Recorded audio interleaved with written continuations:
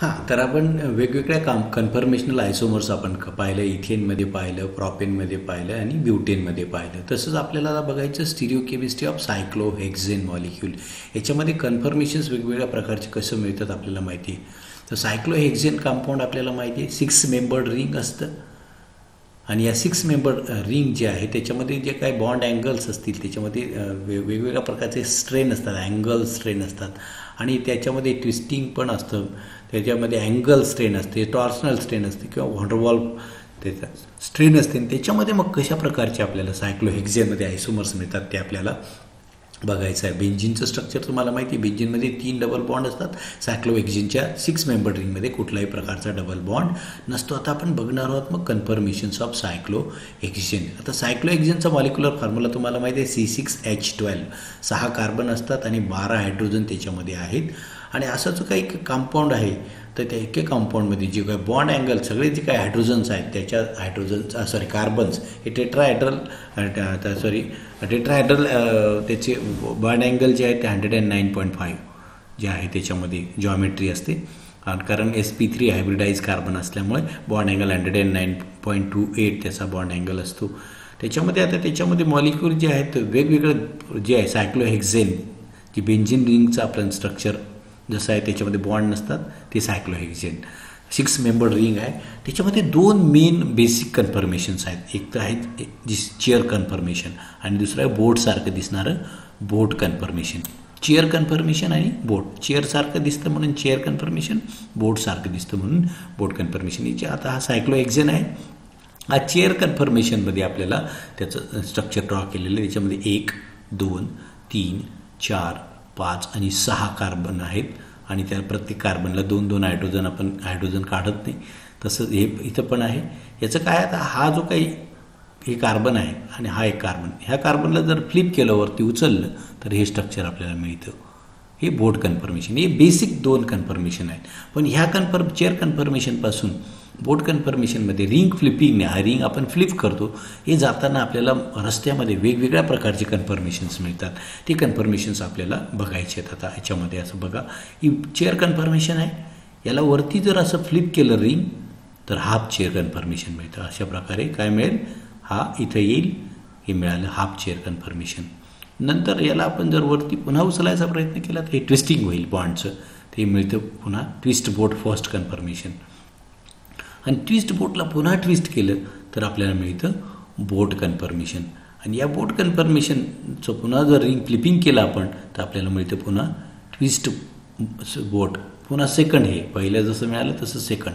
आणि अजून bond angle इथं फ्लिप केलं इथे तर पुन्हा आपल्याला मिळतं हाफ चेअर कन्फर्मेशन. आणि हा पुन्हा खाली आणला तर मिळतं हे चेअर कन्फर्मेशन. म्हणजे चेअर कन्फर्मेशनपासून दुसऱ्या चेअर कन्फर्मेशनमधून जाताना आपल्याला वेगवेगळ्या प्रकारचे कन्फर्मेशन्स मिळतात. हाफ चेअर कन्फर्मेशन, ट्विस्ट बोट कन्फर्मेशन, बोट कन्फर्मेशन, ट्विस्ट बोट सेकंड आणि हाफ चेअर आणि पुन्हा मिळतं मग चेअर कन्फर्मेशन. आता ही जे काही वेगवेगळे कन्फर्मेशन्स आहेत यांच्यामध्ये जे बॉन्ड अँगल्स आहेत हे रिंग फ्लिपिंगमुळे बदलतात आणि त्यामुळे त्या मॉलिक्यूलमधल्या इंटरॅक्शन देखील बदलतात. आणि वेगवेगळ्या इंटरॅक्शन बदलल्यामुळे त्याची स्टॅबिलिटी देखील काय होते, आपल्याला चेंज होते. मग सायक्लोहेक्झेनमध्ये आपल्याला मेन 2 कन्फर्मेशन आहेत, चेअर कन्फर्मेशन आणि बोट कन्फर्मेशन. आता हे बोट कन्फर्मेशनमध्ये हे 2 हायड्रोजन दाखवलेले आहेत, हे एकमेकांच्या जवळ आहेत. हे जे काही टर्मिनल हायड्रोजन आहेत एकमेकांच्या जवळ आहेत.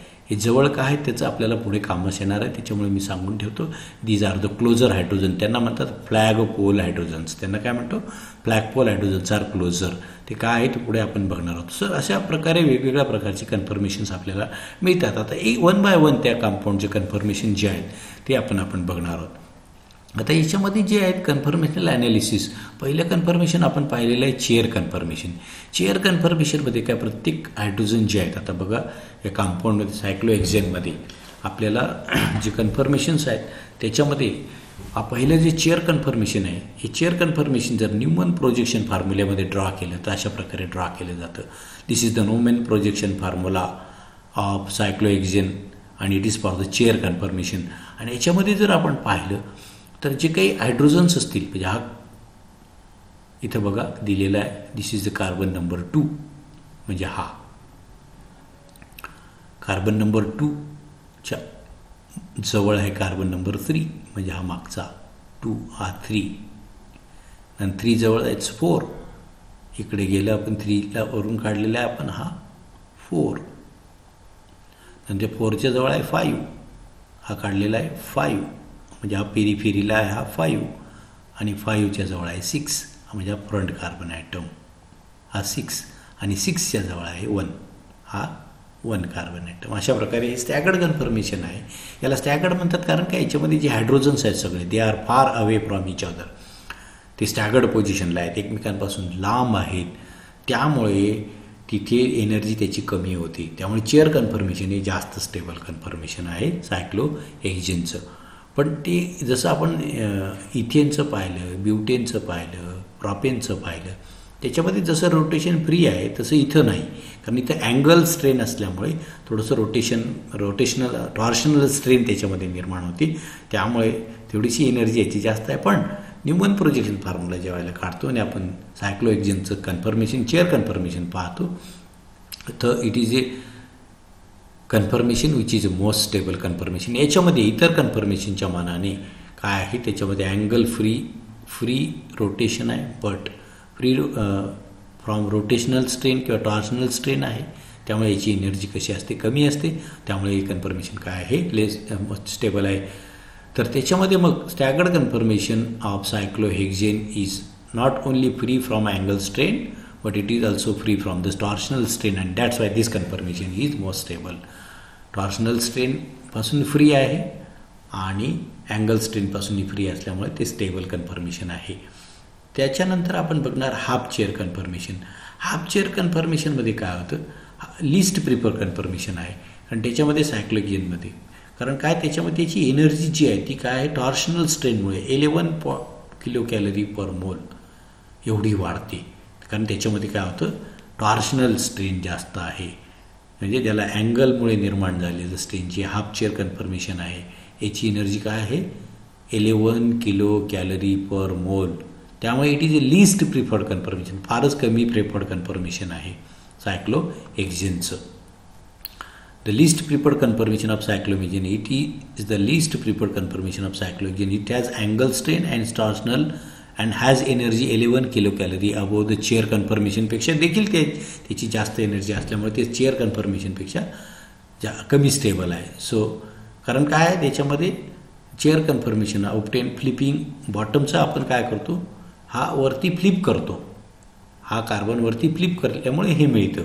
फ्लिपिंगमुळे मिळाल्यामुळे अँगल स्ट्रेन आपल्याला आहे अँगल आपण बदलतो जे 109.28 जो अँगल होता तो बदलतो आणि त्यामुळे 5 कार्बन जे आहेत ते एकाच प्लेनमध्ये येतात आणि त्यामुळे स्टिरिक इंटरॅक्शन्स टॉर्शनल इंटरॅक्शन्स वाढतात त्याची एनर्जी 11 किलो कॅलरीने वाढते.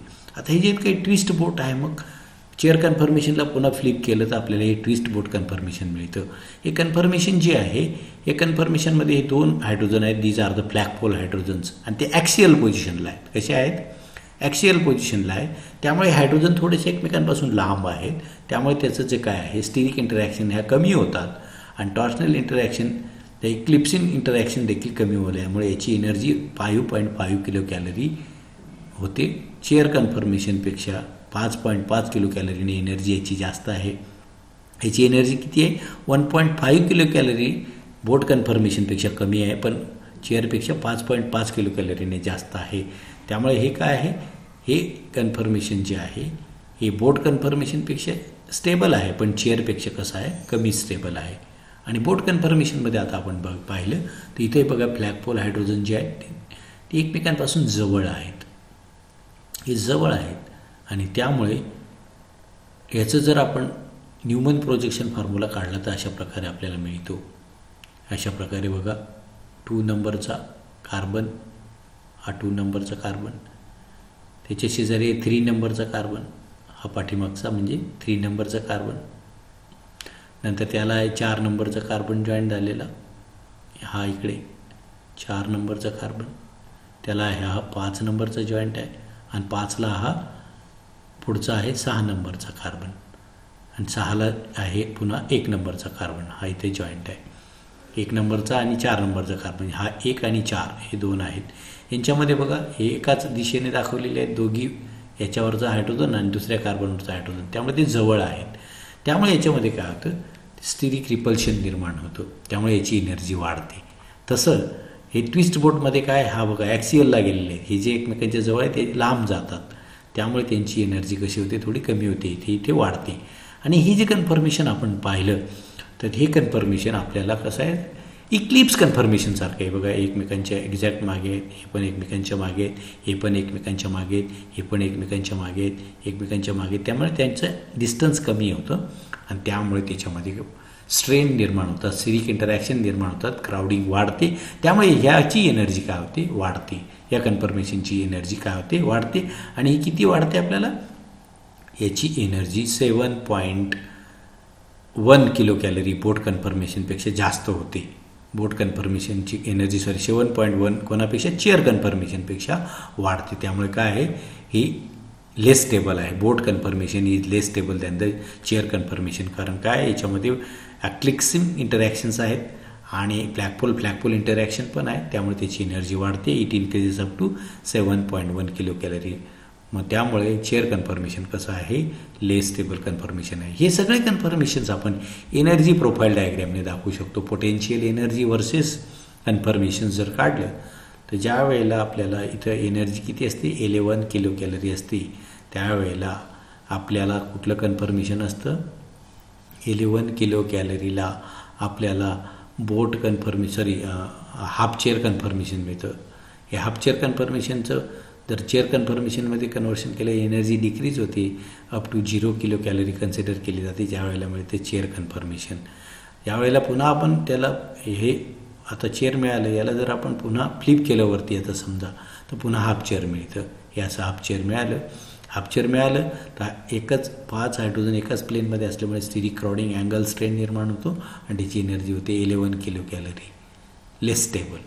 आता वेळेला पुन्हा फ्लिप केलं तर ट्विस्ट बोट मिळतं, पुन्हा त्याची एनर्जी कमी होते. ट्विस्ट का होतं, तर याचे अँगल स्ट्रेन कमी होतात आणि ही जी काही इथली हायड्रोजन आहेत ते पण एकमेकांपासून लांब जातात, त्यामुळे त्याची एनर्जी थोडी कमी होते.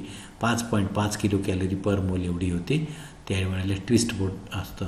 त्यावेळेला पुन्हा आपण त्याला जर रोटेट करायचा प्रयत्न केला तर त्याची एनर्जी पुन्हा वाढते, कारण त्यावेळेला मिळतं आपल्याला बोट कन्फर्मेशन. हे अशा प्रकारचं त्याची एनर्जी 5.5पेक्षा 1.5ने वाढली, म्हणजेच कसं झालं आपल्याला 7.1 जवळपास किंवा 7.1 किलो कॅलरी एवढी एनर्जी होते बोट कन्फर्मेशनची. त्याला पुन्हा जर आपण ट्विस्ट केलं तर ट्विस्ट बोट सेकंड मिळते या ठिकाणी, आणि पुन्हा गेलं तर पुन्हा त्याला आपल्याला हाफ चेअर कन्फर्मेशन. हे रिप्रेझेंटेशन आहे कन्फर्मेशनचं, चेअर कन्फर्मेशन आणि चेअर टू बोट कन्फर्मेशन. अशा प्रकारे इंटरकन्व्हर्टिबल हे वेगवेगळ्या प्रकारचे कंपाऊंड्स आहेत. ॲक्सियल आणि इक्विटोरियल बॉन्ड्स जे आहेत कंपाऊंडमधले आता आपण स्टडी करणार आहोत. तर आपण थोडक्यात आधी डिस्कस करून घेऊ की सायक्लोहेक्झेनमध्ये मेन 2 कन्फर्मेशन आहेत, पण त्यांच्या इन बिटवीन आपल्याला हाफ चेअर, ट्विस्ट बोट हे कन्फर्मेशन्स आहेत. त्याच्यामध्ये सगळ्यात जास्त स्टेबल जी कन्फर्मेशन आहे ते चेअर कन्फर्मेशन आहे, कारण त्याच्यामध्ये सगळे बॉन्ड हे स्टॅगर्ड आहेत, hydrogens are far away from each other. Half chair conformation हे सगळ्यात लेस स्टेबल आहे, कारण याच्यामध्ये अँगल स्ट्रेन आणि टॉर्शनल स्ट्रेन जास्त आहेत. 5 हायड्रोजन एकाच प्लेनमध्ये असल्यामुळे स्टिरिक इंटरॅक्शन जास्त आहे. त्याची एनर्जी 11 किलो कॅलरीने मिळते आणि त्यामुळे ते हाफ चेअर. त्याला पुन्हा रोटेट केलं तर ट्विस्ट बोट कन्फर्मेशन मिळतं. याच्यापेक्षा याची एनर्जी थोडी कमी होती. त्याला 7.11 किलो कॅलरी एनर्जी ती होते 5.5 किलो कॅलरी पर मोल, आणि 5.5 किलो कॅलरी पर मोल एनर्जीमुळे हे काय आहे, हे सेकंड मोस्ट प्रिफर्ड कन्फर्मेशन आहे सायक्लोहेक्झेनचं. पुन्हा त्याला रोटेट केलं तर बोट कन्फर्मेशन मिळतं. आणि आता ही जे काय हायड्रोजन ॲक्सियल होते ते इक्विटोरियल होतात, म्हणजे एकमेकांच्या जवळ येतात, त्यामुळे इंटरॅक्शन वाढतात. त्यामुळे ह्या बोट कन्फर्मेशनची एनर्जी इथं 5.5 होती, इथं 1.5ने वाढून मग होते 7.1 किलो कॅलरी पर मोल. त्यामुळे हे बोट कन्फर्मेशन ट्विस्ट बोटपेक्षा कमी स्टेबल आहे. आणि पुन्हा त्याला रोटेट केलं तर पुन्हा ट्विस्ट बोट. अशा प्रकारचे कन्फर्मेशन्स आपल्याला मिळतात वेगवेगळ्या प्रकारचे सायक्लोहेक्झेनमध्ये. आता सायक्लोहेक्झेन स्ट्रक्चर आहे, त्याच्यामध्ये 2 प्रकारचे हायड्रोजन, प्रत्येक कार्बनला 2 हायड्रोजन जॉईंट आहेत. एक ॲक्सियल हायड्रोजन आहे आणि एक इक्विटोरियल हायड्रोजन आहे. ते कशा प्रकारचे जॉईंट झालेले ते आपल्याला बघायचे आहेत. आता इथे बघा स्ट्रक्चरमध्ये आपल्याला सायक्लोहेक्झेन जे आहे हे त्याचं स्ट्रक्चर आहे. चेअर कन्फर्मेशन ह्याच्यामध्ये हा ॲक्सियल हायड्रोजन, हा दुसरा ॲक्सियल हायड्रोजन, हा तिसरा ॲक्सियल हायड्रोजन, हा चौथा ॲक्सियल हायड्रोजन, 5वा आणि 6वा. प्रत्येक कार्बनवर एक ॲक्सियल हायड्रोजन असतो आणि एक इक्विटोरियल हायड्रोजन असतो. हे ॲक्सियल हायड्रोजन बघा हे असे आहेत 1 2 3 4 5 आणि 6 आणि इक्विटोरियल हे दुसरे इक्विटोरकडे त्याचं डायरेक्शन आहे म्हणून इक्विटोरियल अपवर्ड आणि इक्विटोरियल डाऊनवर्ड असे 6 आहेत. असे एकूण 12 हायड्रोजन असतात. सायक्लोहेक्झेनमध्ये 12 हायड्रोजन आहेत. आता हे दाखवलेलं बघा हे ॲक्सियल हा इक्विटोरियल हा ॲक्सियल हा इक्विटोरियल हा ॲक्सियल हा इक्विटोरियल हा ॲक्सियल हा इक्विटोरियल आणि ॲक्सियल आणि इक्विटोरियलमध्ये 2 प्रकार आहेत पुन्हा. ॲक्सियल अपवर्ड डायरेक्शनने वरच्या दिशेने ॲक्सियल 1 2 3 वरच्या दिशेने ॲक्सियल डाऊनवर्ड डायरेक्शनने 1 2 3 डाऊनवर्ड डायरेक्शनने. तसं इक्विटोरियल अपवर्ड डायरेक्शनने 3 hydrogen 1 hydrogen 2 hydrogen 3 hydrogen downward डायरेक्शनने 1 हायड्रोजन 2 हायड्रोजन 3 हायड्रोजन म्हणजे जे काही 12 हायड्रोजन असतात त्याच्यामध्ये प्रकार आहेत बघा हायड्रोजनचे 6 ॲक्सियल आणि 6 इक्विटोरियल. 6 ॲक्सियलपैकी 3 ॲक्सियल अपवर्ड डायरेक्शनने 3 ॲक्सियल डाऊनवर्ड डायरेक्शनने. 6 इक्विटोरियलपैकी 3 इक्विटोरियल अपवर्ड डायरेक्शन आणि 3 इक्विटोरियल डाऊनवर्ड डायरेक्शन असं आपण हे इथे दाखवलेलं आहे स्ट्रक्चर्समध्ये. Axial upward equatorial downward axial downward equatorial upward axial upward equatorial downward axial downward equatorial upward axial upward equatorial downward अशा प्रकारे हे आहेत. आता हे जर रिंग फ्लिपिंग केलं आपण म्हणजे एका चेअर कन्फर्मेशनमधून दुसऱ्या चेअर कन्फर्मेशनमध्ये जर गेलं रिंग फ्लिपिंगने जसं आपण वरती पाहिलं तर त्याच्यामध्ये काय होतं जे ॲक्सियल बॉन्ड आहेत ते इक्विटोरियल होतात आणि इक्विटोरियल बॉन्ड काय आहेत ॲक्सियल होतात. The conversion of one chair form to the another chair form is known as flipping. एका चेअर फॉर्ममधनं दुसऱ्या चेअर फॉर्ममध्ये कन्व्हर्शनला काय म्हणतात ring flipping. At room temperature cyclohexane molecule is interconvertible rapid between 2 chair conformation. One ring flip all axial bond becomes equatorial and all equatorial bond becomes axial. हे बघा इथं ॲक्सियल बॉन्ड आहेत याला जर फ्लिप केलं म्हणजे हे हा बॉन्ड वरती नेला आणि हा बॉन्ड खाली मिळाला तर हे इक्विटोरियल मिळतं. हे जे ॲक्सियल बॉन्ड होते सगळे कसे होतात इक्विटोरियल होतात आणि इकडच्या बाजूने गेलं तर इक्विटोरियल बॉन्ड कसे होतात ॲक्सियल होतात. म्हणजे जे इक्विटोरियल बॉन्ड आहेत ते ॲक्सियल होतात एका conformation. When we flick the ring of chair conformation of cyclohexane from one chair conformation to the other chair conformation then the all axial bond becomes equatorial and all equatorial bond becomes axial. त्याची position काय होते बदलते. अशा प्रकारे हे आहेत सायक्लोहेक्झेन जे आहेत त्याच्यामधले equatorial and axial bond. Equatorial and axial बॉन्डमध्ये आपण काय पाहिलं तर सायक्लोहेक्झेनमध्ये 12 hydrogen atoms in cyclohexane are not equivalent. म्हणजे 12 हायड्रोजन आहेत ज्याला आपण इक्विवॅलंट म्हणतो तर ते इक्विवॅलंट नाहीत. पोझिशनली ते इक्विवॅलंट नाहीत. त्यांचे पोझिशन वेगवेगळे आहेत ॲक्सियल आहेत आणि इक्विटोरियल आहेत म्हणजे ते सारखे नाहीत. They have directional properties. त्याच्या डायरेक्शनल प्रॉपर्टीज आहेत ॲक्सियल आहेत आणि इक्विटोरियल आहेत. ॲक्सियलमध्येही डाऊनवर्ड डायरेक्शन आणि upward direction. The 6 bonds are parallel to axis passing through the centre is known as axial. 6 axial आहेत आणि 6 कसे आहेत equatorial. 3 axial hydrogens are above the molecule वरच्या प्लेनला आहेत. 3 कसे आहेत मग ॲक्सियल वरच्या दिशेने आहेत 3 ॲक्सियल हे वरच्या दिशेने आहेत 1 2 3 मॉलिक्यूलच्या एकाच प्लेनमध्ये आणि 3 डाऊनवर्ड दिशेने एका प्लेनमध्ये आहेत. It is difficult to identify up and down equatorial bonds. कठीण असतं इक्विटोरियल बॉन्ड अप डाऊन कसे आहेत ते आयडेंटिफाय करणं पण ते असतात. अशा प्रकारे सायक्लोहेक्झेनचं स्ट्रक्चर आपण पाहिलं. आता बघू आपण हा सायक्लोहेक्झेनमध्ये one of the hydrogen atom ज्या वेळेला आपण एखाद्या ग्रुपने चेंज करतो त्यावेळेला त्याला म्हणतो मोनो सबस्टिट्यूटेड सायक्लोहेक्झेन. सायक्लोहेक्झेनमध्ये सगळे हायड्रोजन होते. आता इथं आपण एक हायड्रोजन बदलला कोणी CS3चा. हा झाला मोनो सबस्टिट्यूटेड सायक्लोहेक्झेन म्हणजे हा झाला मिथाईल सायक्लोहेक्झेन. आता हा मिथाईल सायक्लोहेक्झेन जे आहे त्याचे आपण वेगवेगळ्या प्रकारचे कन्फर्मेशन याचं एका चेअरमधनं दुसऱ्या चेअरमध्ये जर कन्व्हर्शन केलं तर हा जो काही ॲक्सियल CS3 ग्रुप होता तो कसा होईल इक्विटोरियल होईल. हा वरती गेला हा खाली आला तर ॲक्सियल बॉन्ड्स आपल्याला माहिती आहे सायक्लोहेक्झेनची रिंगचं जर एका चेअर कन्फर्मेशनमधनं दुसऱ्या चेअर कन्फर्मेशनमध्ये जेव्हा कन्व्हर्शन करतो बाय रिंग फ्लिपिंग तेव्हा ॲक्सियल बॉन्ड हे इक्विटोरियल होतात. त्यामुळे हा ॲक्सियल CS3 कसा झाला इक्विटोरियल. त्याचेच इक्विटोरियल झाल्यामुळे त्याच्या स्टॅबिलिटीमध्ये फरक पडतो. आता तो स्टॅबिलिटीमध्ये कसा फरक पडतो ते आपण बघू. बघा आता मिथाईल सायक्लोहेक्झेनचं हे बघा इथं स्ट्रक्चर ड्रॉन केलेलं आहे. हा CS3 ग्रुप आहे, हा ॲक्सियल पोझिशनला आहे. त्याच्या हा ॲक्सियल पोझिशनला असल्यामुळे काय आहे तिथे बघा कार्बन नंबर 3 आणि कार्बन नंबर 5ला 2 हायड्रोजन आहेत जे पण काय आहेत ॲक्सियल पोझिशनला आहेत. त्यामुळे काय आहे इथं ह्या पोझिशनला यांच्यामध्ये काय आहे डिस्टन्स कमी झालं होतं आणि बल्की ग्रुप असल्यामुळे स्टिरिक इंटरॅक्शन रिपल्सिव्ह इंटरॅक्शन्स होतात. 1,3 आणि 1,5 हे रिपल्सिव्ह इंटरॅक्शन्स आहेत या दोन हायड्रोजन आणि हा CS3मध्ये. हा बघा न्यूमन प्रोजेक्शनमध्ये काढलेला आहे. हा इथं angle strain 60 degree angle strain Gouy interaction हे गॉय कन्फर्मेशन सारखं आहे. हे गॉय इंटरॅक्शन आणि याच्यामधला हा कार्बन नंबर 3 आणि कार्बन नंबर 5चे हे ॲक्सिल हायड्रोजन्स यांच्यामध्ये काय होतात इंटरॅक्शन निर्माण होतात. रिपल्सिव्ह इंटरॅक्शन 1,3 डायॲक्सियल 1, 2 आणि 3ला आहे.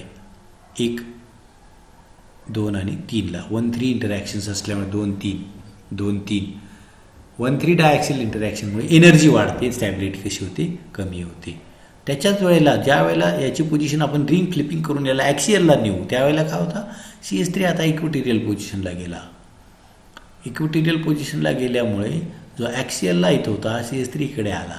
त्यामुळे इथल्या ज्या इंटरॅक्शन्स होत्या या हायड्रोजन 3 आणि 5च्या त्या आता हा लांब गेल्यामुळे these interactions are get reduced. या इंटरॅक्शन कशा झाल्या कमी झाल्या. इक्विटोरियल मिथाईल सांगले नो गॉय 1,3 डायॲक्सिल इंटरॅक्शन ह्याच्यामध्ये गॉय 1,3 इंटरॅक्शन नाही. इथं मात्र 1,3 काय इंटरॅक्शन आहे हे गॉय इंटरॅक्शन आहे. त्यामुळे equatorial methyl cyclohexane is more stable than axial methyl cyclohexane. Why axial methyl cyclohexane is less stable than equatorial methyl cyclohexane?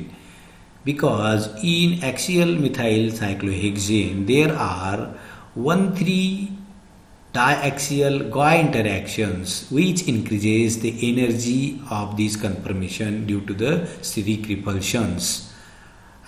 But in equatorial methyl cyclohexane the methyl group is far away from the axial hydrogens of position 3 and 5, and that's why in equatorial methyl cyclohexane 1,3 diaxial GOI interactions are absent, and that's why the energy of this conformation decreases, hence it is more stable. तर हे त्याचं reason झालं असं परीक्षेमध्ये प्रश्न विचारला जातो. In axial methyl cyclohexane axial methyl group is GOI to 2 carbon-carbon double bond and close to each other.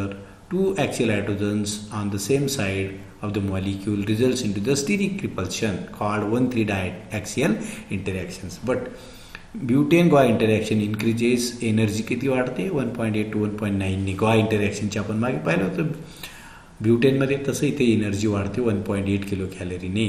त्यामुळे तो काय आहे कमी स्टेबल आहे. म्हणजे मोनो सबस्टिट्यूटेड सायक्लोहेक्झेनमध्ये ॲक्सियल मिथाईल सायक्लोहेक्झेन हा कमी स्टेबल आहे कोणापेक्षा इक्विटोरियल मिथाईल सायक्लोहेक्झेनपेक्षा. सो स्टिरिओकेमिस्ट्री ऑफ सायक्लोहेक्झेनमध्ये मग आपण पाहिलं सायक्लोहेक्झेनमध्ये मेन 2 कन्फर्मेशन असतात चेअर कन्फर्मेशन आणि बोट कन्फर्मेशन. या दोन्ही कन्फर्मेशन्समध्ये जर आपण रिंग फ्लिपिंग जर केलं तर वेगवेगळ्या प्रकारचे कन्फर्मेशन मिळतात. हाफ चेअर कन्फर्मेशन ट्विस्ट बोट कन्फर्मेशन बोट कन्फर्मेशन ट्विस्ट बोट सेकंड कन्फर्मेशन. चेअर कन्फर्मेशन हे सगळ्यात स्टेबल कन्फर्मेशन आहे कारण याच्यामध्ये जर न्यूमन प्रोजेक्शन फॉर्म्युला आहे हे स्टॅगर्ड कन्फर्मेशन आहे. याच्यामध्ये all the hydrogens are far away from each other त्यामुळे अँगल स्ट्रेन कमी आहे टॉर्शनल स्ट्रेन कमी असल्यामुळे ते जास्त स्टेबल आहे. आणि सगळ्यात कमी स्टेबल जे आहे ते हाफ चेअर कन्फर्मेशन आहे कारण त्याच्यामध्ये 5 जे आहेत 5 कार्बन एकाच प्लेनमध्ये असतात. अँगल स्ट्रेन आहे म्हणून त्याची एनर्जी वाढते. नंतर सेकंड मोस्ट स्टेबल कन्फर्मेशन आहे गॉय कन्फर्मेशन ज्याला ट्विस्ट बोट कन्फर्मेशन असं आपण म्हणतो. त्याची एनर्जी 5.5 किलो कॅलरी पर मोल आहे. हे आपल्याला बोट कन्फर्मेशनपेक्षा जास्त स्टेबल आहे पण चेअरपेक्षा कमी स्टेबल आहे. आणि हे बोट कन्फर्मेशन जे आहे त्याची एनर्जी आपल्याला 7.1 किलो कॅलरी पर मोल आहे. त्याच्यामध्ये काय आहेत या सगळे हायड्रोजन जे आहेत ते कसे आहेत, इक्लिप्सिंग आहेत. त्यामुळे boat conformation is less stable than chair conformation. नंतर आपण त्याचे एनर्जी प्रोफाईल डायग्राम पाहिले आणि त्याच्यामध्ये ॲक्सियल आणि इक्विटोरियल बॉन्ड. सायक्लोहेक्झेनमध्ये 6 ॲक्सियल बॉन्ड आहेत, 6 इक्विटोरियल बॉन्ड आहेत. 6 ॲक्सियल जे आहेत ते अपवर्ड डायरेक्शनने, त्याच्यातले 3 आहेत आणि 3 हे डाऊनवर्ड डायरेक्शनने, आणि 6 इक्विटोरियलमध्ये 3 अपवर्ड डायरेक्शन आणि 3 डाऊनवर्ड डायरेक्शनने. त्याच्यामुळे जर मोनोसबस्टिट्यूटेड सायक्लोहेक्झेन असेल तर त्याच्या स्टॅबिलिटीमध्ये मग काय होतो, फरक पडतो. एका चेअर कन्फर्मेशनमध्ये दुसऱ्या चेअर कन्फर्मेशनमध्ये जर गेलं तर बॉन्ड बदलतात, ॲक्सियल बॉन्ड इक्विटोरियल होतात आणि इक्विटोरियल बॉन्ड ॲक्सियल होतात. आणि मग मोनोसबस्टिट्यूटेड मिथाइल सायक्लोहेक्झेनचं आपण स्ट्रक्चर ड्रॉ केलं. त्याच्यामध्ये 1,3 डायॲक्सियल गॉ इंटरॅक्शन्स असतात. त्याच्यामुळे त्याची एनर्जी 1.8 किलो कॅलरीने वाढते. त्यामुळे ती कमी स्टेबल आहे कोणापेक्षा, इक्विटोरियल मिथाइल सायक्लोहेक्झेनपेक्षा. इक्विटोरियल मिथाइल सायक्लोहेक्झेनमध्ये 1,3 डायॲक्सियल इंटरॅक्शन्स नसतात, कारण CH3 ग्रुप हा इक्विटोरियल असल्यामुळे it going away from the molecule, त्यामुळे त्याची एनर्जी कमी होते. अशा प्रकारे हे चॅप्टर आपलं इथे संपलेलं आहे. तुम्हाला काही प्रॉब्लेम असतील तर मला व्हॉट्सअप ग्रुपवर विचारा. तुम्हाला काही प्रश्न दिलेले आहेत, मी फक्त स्क्रोल करतो आहे. तुम्हाला व्हिडिओवरून जर स्क्रीनशॉट घेऊन प्रश्न पाहायचे असतील तर पाहू शकतात. त्यामुळे थोडंसं मी स्क्रोल करतो.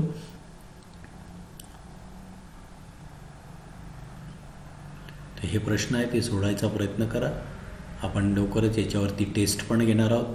तुम्हाला टेस्ट द्यावी लागणार आहे. It is compulsory. आता एक्झाम्स आपल्या जवळ येत आहेत. व्हिडिओ बघायला विसरू नका. त्याचे उत्तरं पण दिली आहेत, ते तुम्ही बघण्याचा प्रयत्न करा. प्रश्न दिले आहेत, काही 2 मार्कासाठीचे प्रश्न आहेत. स्क्रीनशॉट घेऊन तुम्हाला एक्झाम्पल पण घेता येतील. अशा प्रकारे हे प्रश्न आहेत. 3 मार्कासाठीचे प्रश्न आहेत.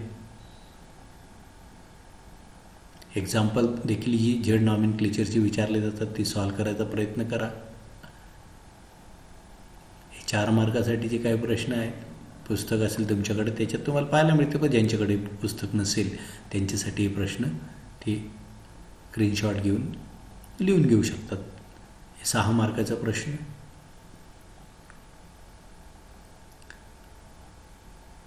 भरपूर प्रश्न आहेत, सॉल्व करायचा प्रयत्न करा. काही अडचणी असतील तर ते बघू. पुढच्या वेळेला आपण मग पुढच्या चॅप्टरपासून लगेचच आपण सुरुवात करू. Thank you very much.